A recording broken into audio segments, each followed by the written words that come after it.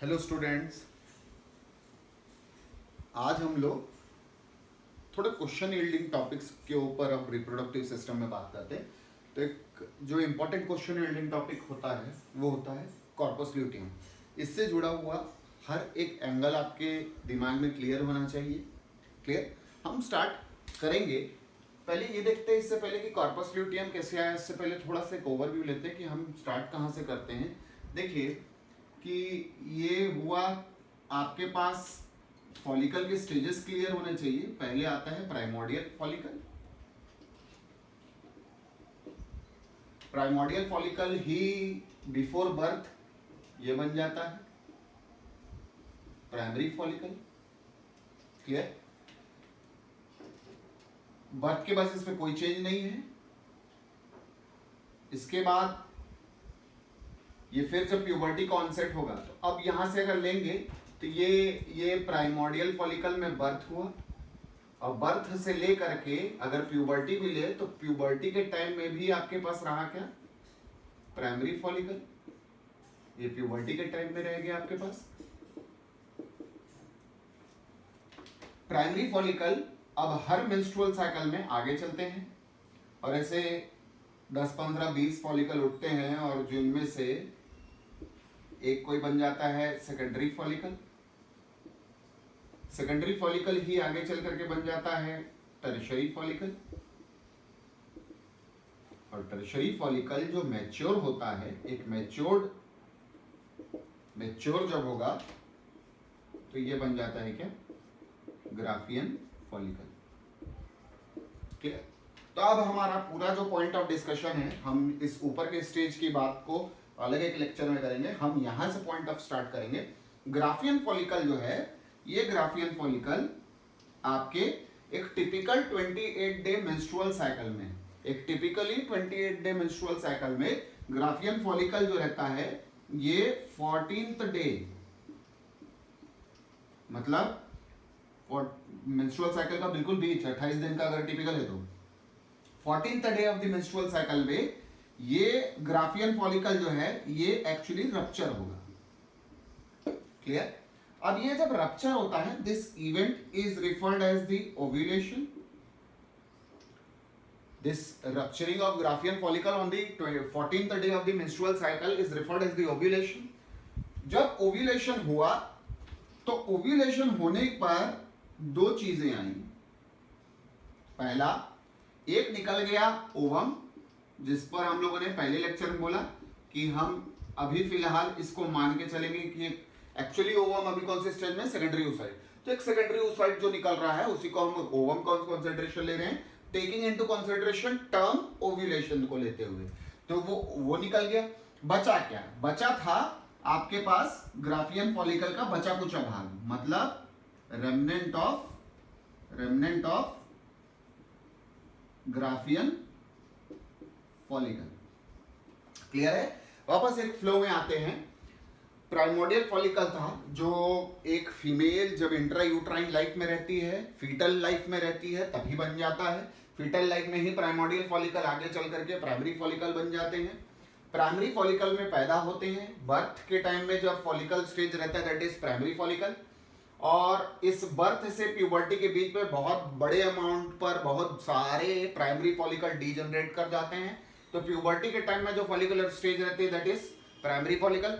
हर menstrual cycle जब start होती है प्यूबर्टी से, तो हर एक साइकिल में, हर एक महीने में प्राइमरी फॉलिकल जो रहते हैं 20 के आसपास, 10, 15 के आसपास ये उठते हैं और ये बन जाते हैं सेकेंडरी फॉलिकल। सेकेंडरी फॉलिकल में से कोई एक ही फॉलिकल होगा जो आगे चल करके बनता है क्या? Tertiary follicle. ये कोई टर्शियरी फॉलिकल, कोई एक टर्शियरी फॉलिकल आगे चल करके मैच्योर होकर के बनता है ग्राफियन फॉलिकल।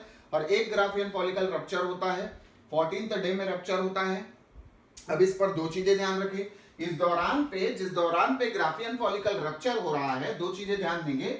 अगर आप पेज नंबर 50 ऑफ एनसीईआरटी के हिसाब से, 12th के हिसाब से अगर आप बात करेंगे, तो पेज नंबर 50 में बकायदा आपको मेंस्ट्रुअल साइकिल के जो कर्व दिखती हैं, उनमें से आप बिल्कुल बोल सकते हैं कि जिस दौरान पे ग्राफियन फॉलिकल रप्चर होता है, दो हार्मोन के लेवल हाई होते हैं। एक एलएच का, इसका लेवल, एलएच का लेवल जो रहता है ये एक्चुअली बढ़ा हुआ रहता है इस दौरान पे, और दूसरा एस्ट्रोजन का लेवल जो रहता है इस दौरान पे बढ़ा हुआ रहता है। तो ये दो चीजें रहती है। मतलब अगर मुझे ये पूछा जाए, अगर देखिए सवाल का एंगल समझे, सवाल का एंगल ये है, अगर क्वेश्चन मुझसे ये पूछा जा रहा है कौन सा पिट्यूटरी का हार्मोन है जिसका लेवल हाई होना चाहिए ओव्यूलेशन को इंड्यूस करने के लिए, आंसर मैं बोलूंगा पिट्यूटरी का हार्मोन है जो LH होना चाहिए। सवाल लेकिन अगर मुझे यह पूछा जाता है कि जस्ट प्रायर टू ओव्यूलेशन कौन से दो हार्मोन के पेयर में, जब आप हार्मोन के लेवल का इंक्रीज की बात करते हैं तो दो हार्मोन जिनका लेवल एक्चुअली बढ़ा हुआ रहता है ओव्यूलेशन के दौरान में बेसिकली रहता है LH और एस्ट्रोजन।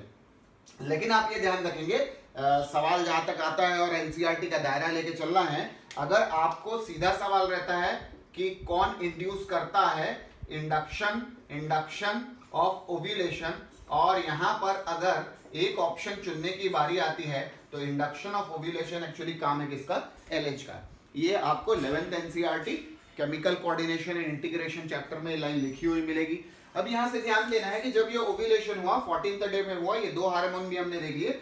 ओव्यूलेशन जब हुआ तो एक ग्राफियन फॉलिकल थी, यहां से आ जाए, मान लेते हैं ये ग्राफियन फॉलिकल था मेरा, इसके ऊपर हम लोगों ने स्ट्रक्चर इस पर देख चुके हैं, मान लेते हैं, और ये एक कोई था, और ग्राफियन फॉलिकल की अगर देखा जाए तो ये देखिए कैसा आएगा, यहां से अगर लिया जाए तो यहां पर एक आपको कैविटी दिख जाएगी, ये सेल जुड़े हुए हैं देखिए, और आजू बाजू में थीका के लेयर्स, हम स्टिल आई एम सेइंग कि हम लोग अभी इस एंगल में स्ट्रक्चर के ऊपर बात नहीं कर रहे हैं। यहाँ पर एक एंट्रम दिख जाएगा आपको, ये एंट्रम हो जाता है और ये एक्चुअली ग्राफियन फॉलिकल है।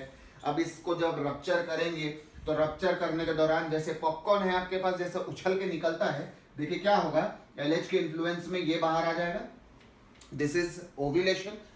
तो ये तो एक एंगल हो गया, ये ओव्यूलेशन हो गया 14th डे में। अब बचा क्या, अगर अंदर का भाग खाली कर दे तो ये आ गया आपका ग्राफियन फॉलिकल का क्या भाग, रेमनेंट वाला भाग। अब क्या होगा वो हम बात करते हैं। देखिए क्या होगा, जो ग्राफियन फॉलिकल का भाग बच गया था,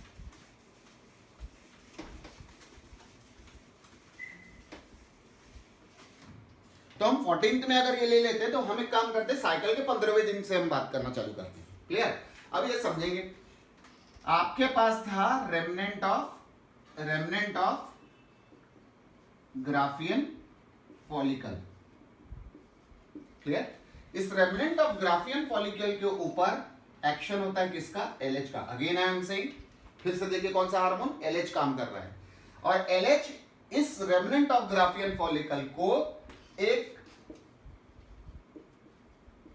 टेम्पररी एंडोक्राइन ग्लैंड में कन्वर्ट कर देता है। देखिए शब्द क्या चुना मैंने, टेम्पररी एंडोक्राइन ग्लैंड। यदि आप उठाएं 2017 का आपको सवाल मिल जाएगा, which of the following is a temporary endocrine gland in humans.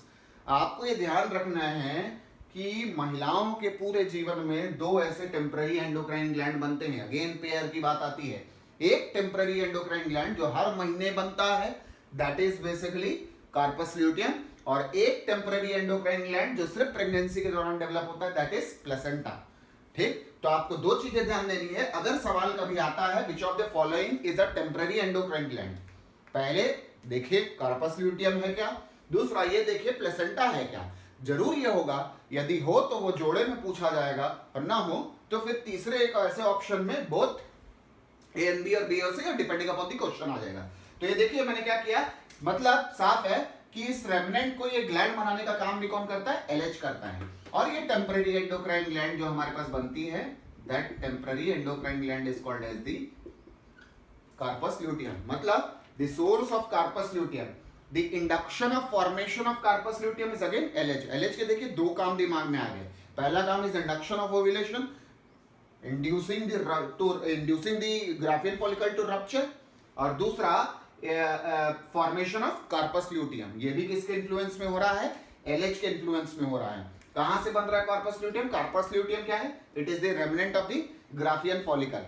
अब बात आ रही है कि ये जो कार्पस ल्यूटियम है, इसका एक बहुत अच्छे से देखिए, लास्ट एक लेक्चर अगर देखे, मैंने एक चीज बोली थी कि जो भी आपको कभी भी आपको जब डे ऑफ ओव्यूलेशन कैलकुलेट करना रहता है तो हम क्या करते हैं, x नंबर ऑफ डेज हमको जो सवाल में दिया गया है, लेट अस सपोज जैसे मैं एक सवाल लेता हूं कि एक फीमेल है जिसमें 30 डेज का मेंस्ट्रुअल साइकिल है तो ओव्यूलेशन कम होगा। एक्स की वैल्यू मैंने अभी यहाँ पर 30 बोली है। मैंने देखिए अगर याद करें तो पुराने वीडियोस में मैंने क्या किया था, -14 किया था। वो -14 का रीजन यहीं से आता है, क्योंकि अगर आप एवरेज लाइफ स्पैन अगर कार्पस ल्यूटियम का निकाले तो ये कहीं पर आता है एक्चुअली किसके आसपास, 14 डेज के आसपास आता है। तो एक्चुअली कार्पस ल्यूटियम का जो स्पैन है वो फिक्स है, कब ये भी बात देखेंगे। ठीक, इसीलिए हम लोगों ने क्या किया था, ओव्यूलेशन को हम लोगों ने वहां पर वो किया था। अब यहाँ ध्यान से सुनते जाइए क्या बोल रहा हूं मैं। ये कार्पस ल्यूटियम जो एक्चुअली किसके इन्फ्लुएंस से बना है, एलएच के इन्फ्लुएंस से बना है। मतलब formation of corpus luteum, LH का काम फॉर्मेशन ऑफ कार्पस ल्यूटियम। यहां पर एक दूसरी चीज इंपॉर्टेंट ये आती है कि ये 14 दिन तक है, तो मतलब 14 दिन तक ये कार्पस ल्यूटियम बना रहेगा। तो एलएच का ही यहां पर दूसरा काम निकल के आता है, not only formation, it is also responsible for maintenance of the corpus luteum. Clear है? कितनी बातें क्लियर हो गई? Corpus luteum remnant of graafian follicle है, कार्पस ल्यूटियम बनाने की जिम्मेदारी एलएच की।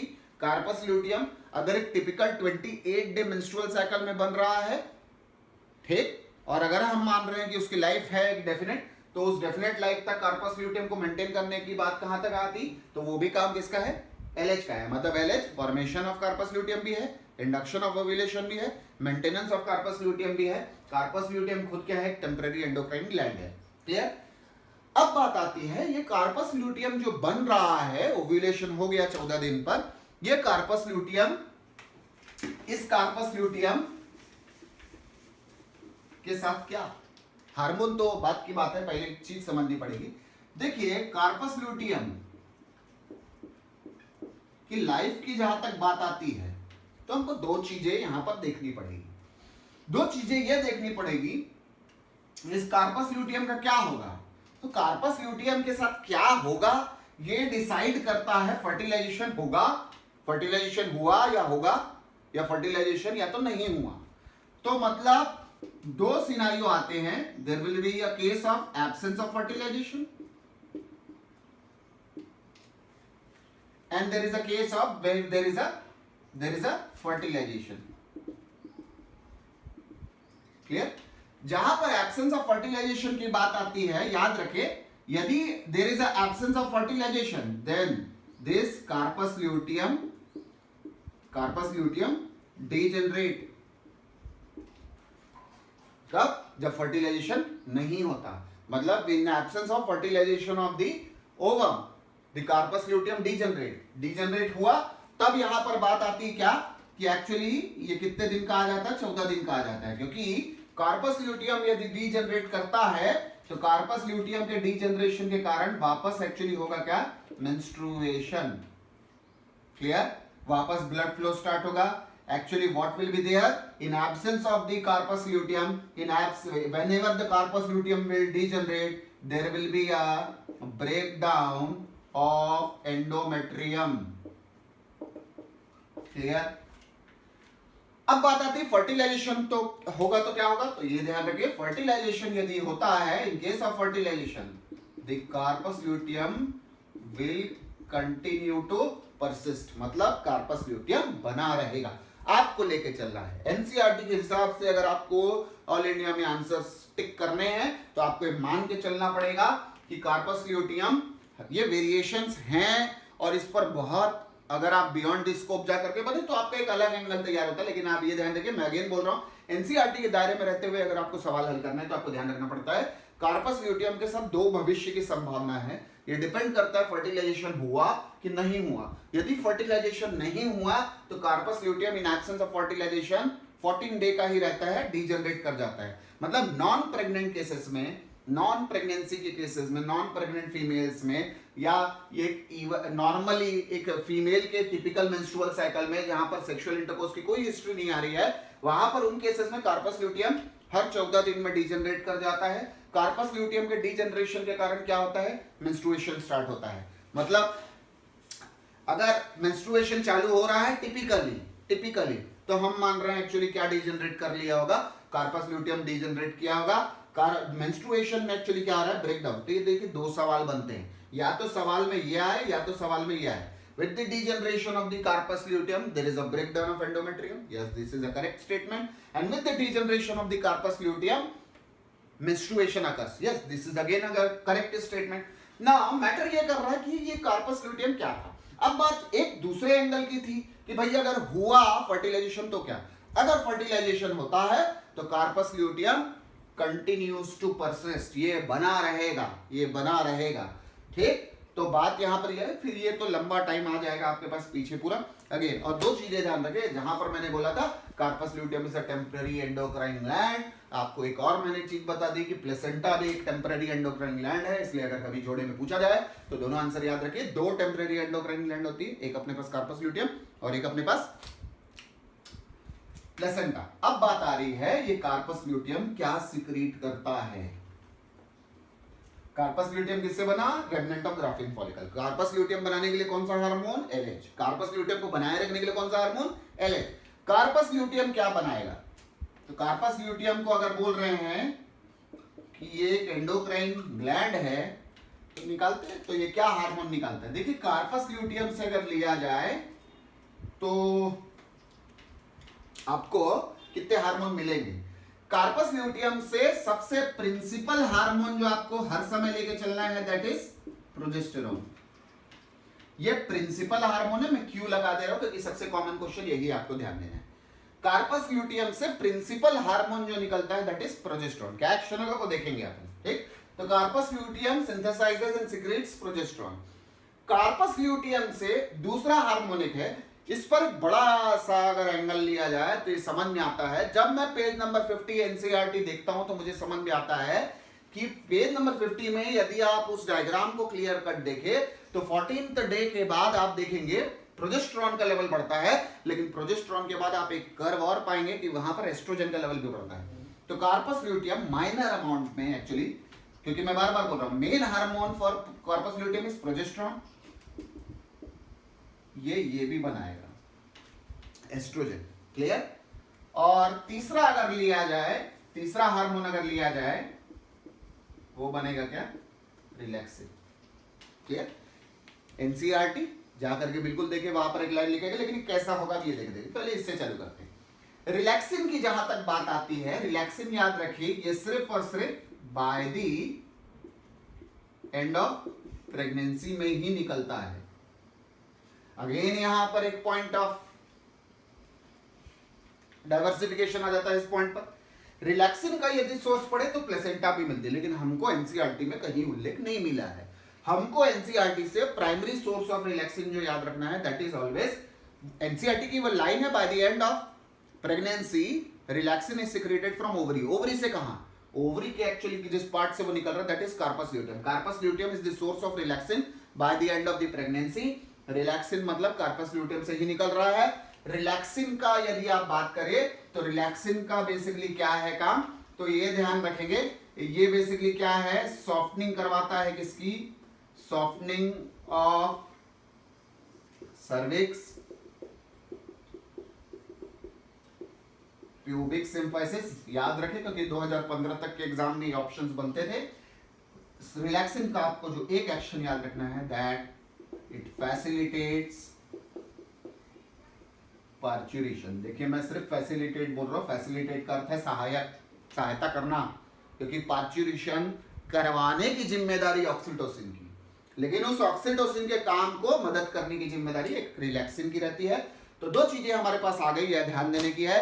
रिलैक्सिन जो रहता है ये bye the end of pregnancy निकलता है, ओवरी से निकल रहा है. कार्पस ल्यूटियम उसका एक्चुअल सोर्स है. रिलैक्सिन का काम क्या है? Bye the end of pregnancy cervix को सॉफ्टन करे, प्यूबिक सिम्फाइसिस को सॉफ्टन करे. बहुत इंपॉर्टेंट जो आपको याद रखना है, रिलैक्सिन का प्रिंसिपल रोल है that it facilitates the parturition. Clear.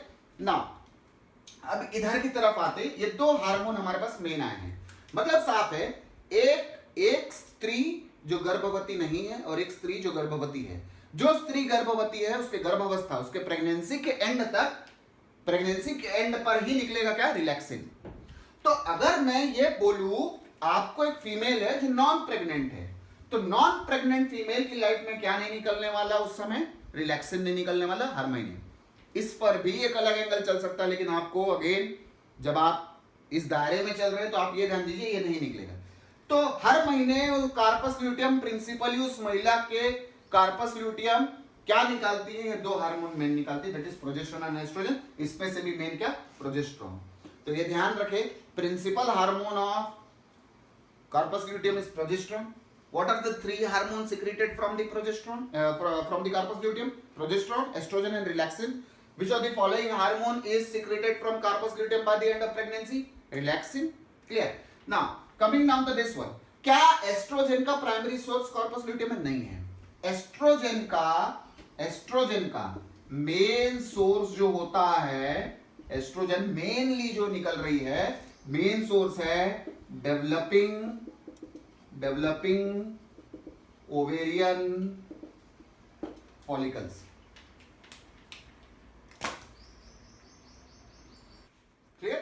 तो एस्ट्रोजन निकला। अब ये ध्यान रखना चाहिए कि एस्ट्रोजन जो है ये एक्चुअली इसका प्रिंसिपल सोर्स जो है ये एक्चुअली ग्रोइंग या डेवलपिंग ओवेरियन फॉलिकल होता है। सेकेंडरीली एस्ट्रोजन एक्चुअली जो है कार्पस ल्यूटियम से निकलता है। बात आ रही है प्रोजेस्टेरोन। अब इस प्रोजेस्टेरोन का खेल को समझे कि प्रोजेस्टेरोन जो कार्पस ल्यूटियम से निकल रहा है इसका मेन फंक्शन क्या होता है। प्रोजेस्टेरोन का पहला काम, देखिए हर मेंस्ट्रुअल साइकिल में अगर आप बात करते हुए चले, ध्यान देने की चीज है, ये मेंस्ट्रुअल साइकिल है गया, ये 0 डलेंगे या 14 डलेंगे और ये हमारे पास 28 आया। इस दौरान तक शुरुआत में आपको सबको पता है कि actually there is a breakdown of the endometrium. फिर आपको यह पता है कि एक्चुअली एस्ट्रोजन के इन्फ्लुएंस में एंडोमेट्रियम की वापस रिपेयर होती है और वापस एंडोमेट्रियम जो है ये खड़ा हो जाता है। ये देखिए आ गया, इंपॉर्टेंट चीज ध्यान दें, यदि ये एंडोमेट्रियम ऐसे ही बना रहना है तो इस एंडोमेट्रियम को ऐसे ही बनाए रखने के लिए, इस एंडोमेट्रियम को ऐसे ही बनाए रखने के लिए, मतलब एंडोमेट्रियम की थिकनिंग हुई और इस थिकनिंग ऑफ एंडोमेट्रियम को बनाए रखने के लिए हमको चाहिए होता है क्या, प्रोजेस्टेरोन। मतलब प्रोजेस्टेरोन का अगला पहला दिया जाए तो जो थिकनेस बनी थी उस थिकनेस को मेंटेन करना किसका काम, प्रोजेस्टेरोन का काम। तो प्रोजेस्टेरोन का मेन एक्शन क्या, पहले मेंटेनेंस ऑफ एंडोमेट्रियम या इट मेंटेन्स द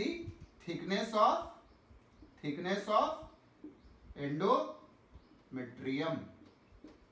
क्लियर? दूसरा कि ये बना रहेगा तो क्या होगा, ये अगर बना रहेगा तो यहां पर जब ब्लास्टोसिस्ट आएगा उसके इंप्लांटेशन के लिए इतनी थिकनेस चाहिए।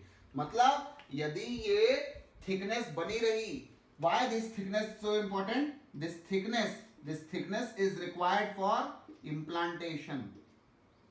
और इंप्लांटेशन होगा, इंप्लांटेशन यदि होता है मतलब साफ है प्रोजेस्टेरोन का एक काम उसी के नाम पर छुपा है और वो है that this supports the pregnancy. तो अगर ये लिया जाए प्रेगनेंसी का मेन हार्मोन जो रिक्वायर्ड है that is progesterone. Again I am coming to the point, जो थिकनेस, ये थिकनेस जो 14 के पहले बनी है, ये ध्यान रहे ये बनाने की जिम्मेदारी किसकी, एस्ट्रोजन की। तो थिकन द एंडोमेट्रियम, ठीक, ड्यूरिंग प्लॉरिफरेटिव फेज। तो प्लॉरिफरेटिव फेज में जो एक्शन हुआ है वो एक्चुअली एस्ट्रोजन का हुआ है। अब वो जो एस्ट्रोजन ने उस थिकनेस को बनाई है, उस थिकनेस को बनाए रखने की जिम्मेदारी किसकी है, प्रोजेस्टेरोन की है। प्रोजेस्टेरोन जब वो थिकनेस को बनाए रखेगा, अगर इस दौरान पर फर्टिलाइजेशन होता है तो फर्टिलाइजेशन के बाद जब ब्लास्टोसिस्ट बनेगा वो ब्लास्टोसिस्ट जाकर के इंप्लांट हो जाएगा।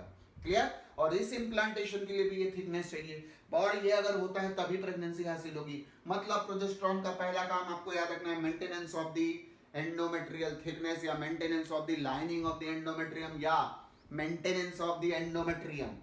दूसरा फंक्शन याद रखना है प्रोजेस्टेरोन का, that it supports the pregnancy. It is required for pregnancy. मतलब साफ है प्रेगनेंसी का हार्मोन उसी पर है, प्रोजेस्टेरोन से ही आ रहा है। क्लियर? अब बात आती है क्या ये सिर्फ इतने ही काम होते हैं, मतलब साफ है मेन हार्मोन जो हमको प्रेगनेंसी में हर समय टिक करना चाहिए, प्रेगनेंसी के कारण कौन से हार्मोन निकलते वो अलग, लेकिन प्रेगनेंसी का कारण कौन सा हार्मोन है, that is the progesterone, because that is required for the thickness of the endometrium और ये लंबा थिकनेस मेंटेन होना चाहिए। प्रोजेस्टेरोन क्या खाली इस यूट्रस पर काम कर रहा है, क्या खाली इस एंडोमेट्रियम पर काम कर रहा है, नहीं। प्रोजेस्टेरॉन जो काम कर रहा है, ये प्रोजेस्टेरॉन याद रखिए, ये प्रोजेस्टेरॉन और किसके ऊपर काम कर रहा है? ये प्रोजेस्टेरॉन एक्चुअली काम करता है अगला मेमोरी ग्लैंड के ऊपर, मेमोरी ग्लैंड्स के ऊपर भी एक्ट करेगा। मेमोरी ग्लैंड्स पर इसका क्या लेना देना है? तो एक्चुअली मेमोरी ग्लैंड ग्रोथ जो रिक्वायर्ड है, मेमोरी ग्लैंड की कैसी ग्रोथ, तो ये ध्यान रखिए मेमोरी ग्लैंड पे progesterone stimulates formation of alveoli. सवाल में अगर आपसे ये पूछ लूं alveolar growth of memory gland, ये कौन सा हार्मोन? तो प्रोजेस्टेरॉन। तो अल्वियोलाई का फॉर्मेशन करवाना ये भी किसका काम? मेमोरी ग्लैंड में अल्वियोलाई का फॉर्मेशन करवाना ये भी किसका काम? प्रोजेस्टेरॉन का काम है। दूसरा एक और आपको एक्शन मिलेगा, secretion of milk. Clear? Milk secretion पे इसका जो रोल है, ये एक अभी फिलहाल हम जिस टॉपिक पे हैं उस टॉपिक पे उसका पर्टिनेंट डिस्कशन नहीं हो सकता, लेकिन एक चीज ध्यान रखिए मिल्क सिक्रीशन में भी प्रोजेस्टेरॉन का रोल। दो ये ध्यान रखना है आपको, milk synthesis is under control of the prolactin and milk release is under control of the oxytocin. Milk ejection oxytocin है, मिल्क सिंथेसिस प्रोलैक्टिन है, लेकिन मिल्क सिक्रीशन के इस पूरे खेल में, बनने में, रिलीज होने और इन सारे के खेल में एक रोल जो बड़ा आ जाता है वो प्रोजेस्टेरॉन का, क्योंकि सबसे इंपॉर्टेंट यहाँ पर खेल यही है कि एक्चुअली अल्वियोलर ग्रोथ करवाना है। और अल्वियोलाई आपको पता है, और अल्वियोलाई आपको पता है actually these are the site of synthesis of milk. These are the basic unit of synthesis of milk। इसीलिए हम एक और रूल लेके चलते हैं, मिल्क सिक्रीशन में भी रोल होता है किसका? प्रोजेस्टेरॉन का। आप chemical coordination and integration chapter पढ़ेंगे एनसीईआरटी की, तो आपको ये लाइन लिखी हुई मिलेगी प्रोजेस्टेरॉन के लिए। ठीक, now coming now to last, the nature of the progesterone. Progesterone is a steroidal hormone. Clear?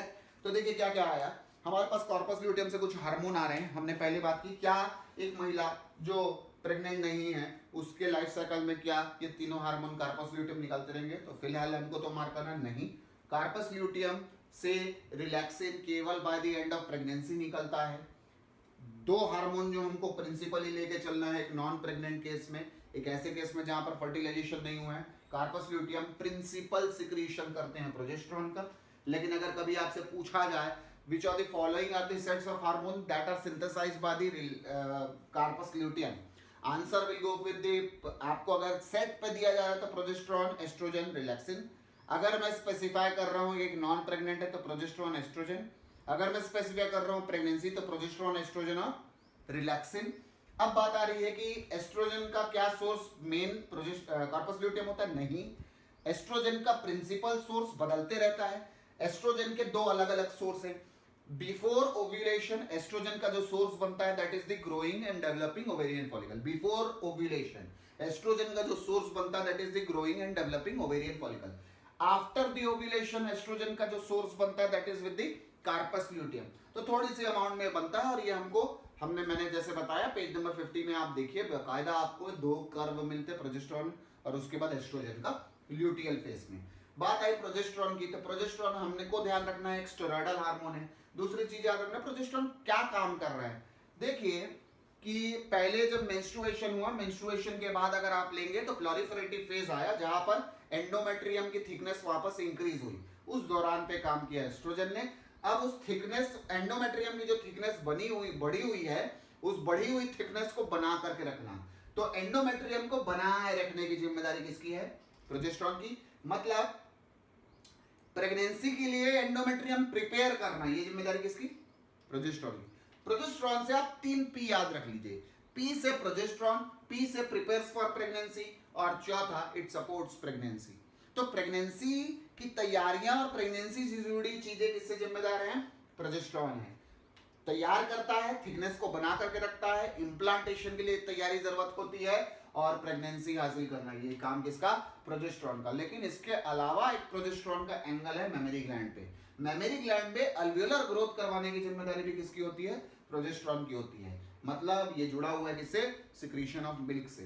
Clear? Now coming down तो ये जो एस्ट्रोजन है इस पर अगर लिया जाए तो एस्ट्रोजन के साथ क्या खेल होगा? एस्ट्रोजन का, जैसे मैं कह रहा हूं, हालांकि ऐसे सवालों में आज तक ऐसा बना नहीं है कि आपको दो ऑप्शन मिले, आपको ध्यान रखना है। क्या क्या ध्यान रखना है? अगेन अब यहां से ध्यान देते हुए चले कि एस्ट्रोजन जो है, इससे जुड़ा हुआ हमारे पास क्या क्या है। पहला, एस्ट्रोजन के 3 फॉर्म्स होते हैं जो हमें मिल सकते हैं, हमको कॉमन याद रखना है। Most common form of oestrogen जो हमारे ब्लड में रहेगा, that will be estradiol. Clear? तो ये एक सवाल होता है जो आपसे पूछा जा सकता है। दूसरा एंगल, आपको कौन बनाता है, कौन निकालता है? तो ध्यान दे, it is synthesized and secreted by growing ovarian follicles। Clear? Exact अगर आपको जगह पूछा जाए, आप बिल्कुल बोलिएगा, ये हालांकि सवाल अभी आया नहीं है, लेकिन अगर आता है तो याद बिल्कुल बोलिएगा, ग्रेनुलोसा सेल। क्लियर? हम एक माइनर सोर्स भी देखते हैं कि आफ्टर ओव्यूलेशन जब बात आती है, थोड़ा सा कार्पस ल्यूटेम, लेकिन अभी इस एंगल से देखते हैं। ये ध्यान देना है कि एस्ट्रोजन जो है ये प्रिंसिपल फीमेल सेक्स हार्मोन है। Progesterone is not referred to as the sex hormone, it is present in females, but principal female sex hormone जो होता है दैट इज द एस्ट्रोजन। अब बात आ रही है एस्ट्रोजन के काम क्या है। एस्ट्रोजन के 3 एक्शन देखेंगे। एक एक्शन है उसका फिजिकल, एक एक्शन है उसका फिजियोलॉजिकल, और एक एक्शन है उसका साइकोलॉजिकल मतलब सीएनएस पे काम करेगा, एक्सॉन सीएनएस, दिमाग में काम करेगा। ठीक, हम यहां से चालू करते हैं। दिमाग पे काम करके एस्ट्रोजन क्या करेगा? देखिए, जो ये वही करेगा जो टेस्टोस्टेरोन करता है। जो भी सेक्स हार्मोन्स होते हैं, इन सेक्स हार्मोन की एक जिम्मेदारी ये भी होती है कि अपने ऑपोजिट सेक्स में हमको अट्रैक्शन कैसे आए, हमारे दिमाग में ख्याली पुलाव कैसे पले, हमारे दिमाग में किसी सेक्स को लेकर के वो बातें कैसे आए। तो एक्चुअली जो फीमेल सेक्सुअल बिहेवियर है वो रेगुलेट कौन कर रहा है? एस्ट्रोजन कर रहा है। एक एक्शन ये आया, तो ये अच्छे से ध्यान रखे, it regulates the female sexual behaviour. दूसरा बात आती है फिजिकल के ऊपर, और फिर हम फिजियोलॉजिकल के ऊपर भी बात देखेंगे। ये अब अगर फिजिकल के ऊपर बात देखेंगे तो फिजिकल के ऊपर बात क्या है? It regulates the growth and development of female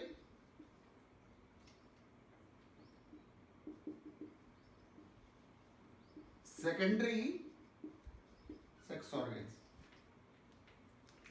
clear? तो सेकेंडरी सेक्सुअल जो हमारे पास कैरेक्टर्स आएंगे वो भी किसकी जिम्मेदारी? एस्ट्रोजन की जिम्मेदारी में आएगा। क्लियर? सेकेंडरी सेक्स ऑर्गन पे ग्रोथ एंड डेवलपमेंट कराना, ये किसका जिम्मेदारी? एस्ट्रोजन की जिम्मेदारी हुई। दूसरा, तो खास अपन को मिल जाएगा क्या? इसके कारण अपन को क्या मिल जाएगा? Appearance of secondary sexual character by going with the abiding with the NCERT. अगर बात किया जाए तो यहां पर हमको ध्यान देना है, एक जो इस पे आता है that is high pitch voice in females. तीसरा अगर लिया जाए तो फिजियोलॉजिकल में हम लेंगे, it acts also on the memory gland. Memory gland का भी growth and development, memory gland का क्या पूरा ग्रोथ एंड डेवलपमेंट कराना? ऐसे तो बोलेंगे मेमोरी ग्लैंड का ग्रोथ एंड डेवलपमेंट। तो मेमोरी ग्लैंड का ग्रोथ एंड डेवलपमेंट पर बात करेंगे तो 2 हार्मोन काम कर रहे हैं। जो हम अभी बात कर रहे थे कि प्रोजेस्टेरोन जो रहता है वो एल्वियोलर ग्रोथ को प्रमोट करता है। मेमोरी ग्लैंड में कौन से ग्रोथ को ये प्रमोट करते हैं? तो एक्चुअली जैसे मैंने वहां प्रोजेस्टेरोन के लिए लिखा एल्वियोलर ग्रोथ, ये एक्चुअली मेमोरी ग्लैंड में ट्यूबुलर ग्रोथ को प्रमोट करते हैं। क्लियर? सो आपके पास एस्ट्रोजन से जुड़ा हुआ क्या चीज आया? एस्ट्रोजन। पहली कहानी ये है एस्ट्रोजन का। अगर बात किया जाए एस्ट्रोजन, हम थोड़ा सा मेंस्ट्रुअल साइकिल में इस पर जोड़ के देखेंगे। एस्ट्रोजन एक ऐसा हार्मोन है जो 2 बार पीक करता है मेंस्ट्रुअल साइकिल में। एक बिफोर ओव्यूलेशन भी उसकी पीक आती है, एक आफ्टर ओव्यूलेशन भी आती है। मैटर ये कर रहा है कि हम एस्ट्रोजन के उस एंगल से बात करें जहां पर हम उसको रिगार्ड करते हैं कि वो प्रिंसिपल फीमेल सेक्स हार्मोन है। तो जितना भी फीमेल बेस्ड सेक्सुअल एक्टिविटी और जो भी सारी कंट्रोल होते हैं वो एस्ट्रोजन के अंदर में रहते हैं। कितने फॉर्म होते हैं? जितने भी फॉर्म होते हैं आपको मेन फॉर्म याद रखना, principal form of the estrogen is estradiol. कौन सिंथेसाइज कर रहा है? तो ये growing and developing ovarian follicle जो होते हैं वो सिंथेसाइज करते हैं। स्पेसिफिक आंसर जानना है, ग्रैनुलोसा सेल होते हैं जो इसको सिंथेसाइज करते हैं। बात आता है कि एक्चुअली एस्ट्रोजन की अगर बात निकालें तो एस्ट्रोजन जो रहता है उसके कितने एक्शन होते हैं? एस्ट्रोजन के 3 काम होते हैं। एक फिजिकल एक्शन होता है, एक फिजियोलॉजिकल एक्शन होता है, एक साइकोलॉजिकल। साइकोलॉजिकल एक्शन अगर आपको ऐसे ना याद रहे तो आप ऐसे याद रखें, ये फीमेल सेक्सुअल बिहेवियर को रेगुलेट करता है। ख्याली पुलाव बनाना, दिमाग में आकर्षण लाना, जो अपोजिट सेक्स होते हैं उनके प्रति हमारी सोच रखना, अट्रैक्शन, ये सारा यहीं से खेल चल रहा। फिजिकल में बात करते हैं तो फिजिकल में है growth and development of the female secondary sex organ जो रहता है ये सारा इसी का है। And then the next and the last one that is the physiological action, mammary gland पे काम करता है। मेमोरी ग्लैंड के ग्रोथ एंड डेवलपमेंट को प्रमोट करता है। मेमोरी ग्लैंड पे प्रोजेस्टेरॉन अल्वियुलर ग्रोथ करवाता है, तो एस्ट्रोजन जो है ये ट्यूबुलर ग्रोथ प्रमोट करता है। मतलब दोनों ही मेमोरी ग्लैंड पे काम करते हैं, एस्ट्रोजन भी करता है, प्रोजेस्टेरॉन भी करता है। ये काम यहाँ प्रोजेस्टेरॉन का नहीं आता है। प्रोजेस्टेरॉन के साथ खेल मेन प्रेगनेंसी में जाता है।